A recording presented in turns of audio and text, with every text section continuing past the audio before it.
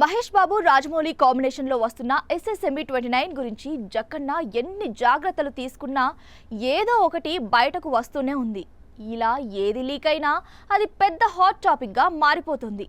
ప్రియాంక చోప్రాను కీలకమైన పాత్రలో తీసుకున్నారనే విషయం కూడా సీక్రెట్ గానే ఉంచారు. కాకపోతే ఇన్సైడ్ వర్గాల ద్వారా ఒక్కొక్క విషయం మీడియాకు లీక్ అయిపోతుంది. తాజాగా ఈ సినిమాలో మహేష్ పాత్ర గురించిన ఒక హింట్ బయటకొచ్చింది. రాజమౌళి సినిమాలో మహేష్ బాబు పాత్ర పేరు రుద్ర అనే ప్రచారం జరుగుతోంది. రుద్ర అనేది శివుని 11వ రూపాల్లో ఒకటి. శివుడు భయంకరమైన స్వరూపంలో ఉన్నప్పుడే రుద్ర అని పిలుస్తారు. దీంతో ఈ సినిమాకు మైథలాజికల్ టచ్ కూడా ఉందని ప్రచారం జరుగుతోంది. ఇండియానా జోన్స్ తరహాలో పురాణాల మేళవింపుతో ఈ సినిమా ఉండనుందనేది చెప్పుకొస్తున్నారు.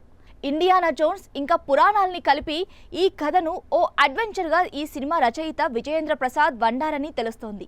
ఈ క్రమంలో రుద్ర భక్తి, శైవతత్వం, శివుని ఆగ్రహం వంటి అంశాలు కథలో భాగమవుతాయా అనేది ఆసక్తికరంగా మారింది. హిందూ పురాణాల ప్రకారం శివుడు లయకారుడే కాదు, వినాశనాన్ని సూచించే దేవుడు కూడా.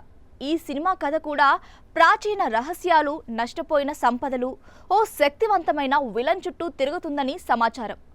మహేష్ బాబు పాత్ర రుద్ర అయితే అతను అపాయాన్ని ఎదుర్కొని ప్రపంచాన్ని కాపాడే యోధుడా అనే కోణం ఆసక్తికరంగా మారింది.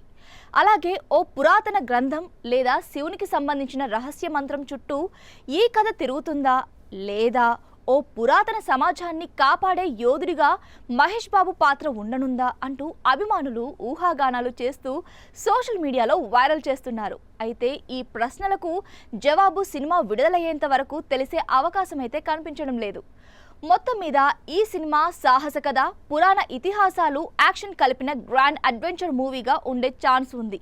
రాజమౌళి తన సినిమాల్లో ఎప్పుడు కూడా డీల్ చేయని కొత్త కథాశైలిని అందించబోతున్నట్లు తెలుస్తోంది. రచయిత విజయేంద్ర ప్రసాద్ ప్రకారం కథలో థ్రిల్తో పాటు భావోద్వేగాలు కూడా సమృద్ధిగా ఉంటాయట. ఇక సినిమా క్లైమాక్స్ ను ఓపెన్ ఎండ్ గా ఉంచి సీక్వెల్ కు అవకాశం కల్పించనున్నట్లు సమాచారం. అంటే ఈ సినిమాకు కొనసాగింపు ఉండే అవకాశం ఉంది.